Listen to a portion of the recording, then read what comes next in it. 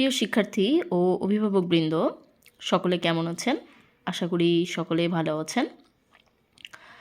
তো আজকের ভিডিওটির মূল বিষয় হচ্ছে 2025 শিক্ষাক্রম অনুযায়ী পঞ্চম শ্রেণীর বইয়ের কী পরিবর্তন হচ্ছে সেই সম্পর্কে। তো ইতোমধ্যেই আমরা অবগত হয়েছি যে 2025 নতুন শিক্ষাক্রম অনুযায়ী প্রাথমিক পর্যায়ের বইয়ে বিশদ একটা পরিবর্তন আসছে।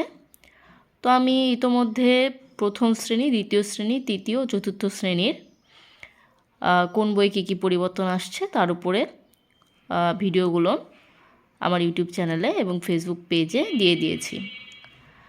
তো এখন আমি পঞ্চম শ্রেণীর বইয়ের কী পরিবর্তন আসছে সেই সম্পর্কে আপনাদের জানানোর জন্যই ভিডিওটি করছি। তো পঞ্চম শ্রেণীর বইয়ের তেমন কোনো পরিবর্তন আসছে কি না এখনও চূড়ান্তভাবে সেটা জানানো হয়নি। শুধু এটুকু বলা হয়েছে যে সেখানে নতুন করে স্থান পাচ্ছে জুলাই গণ অভ্যুত্থানের বিষয়বস্তু।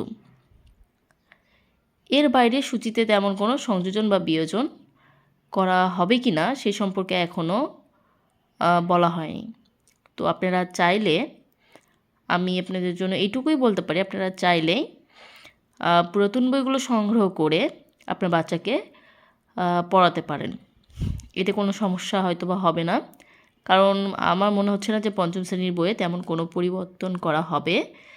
কিছু কিছু জায়গা হয়তো বা ছোটোখাটো আংশিক পরিবর্তন আসতে পারে।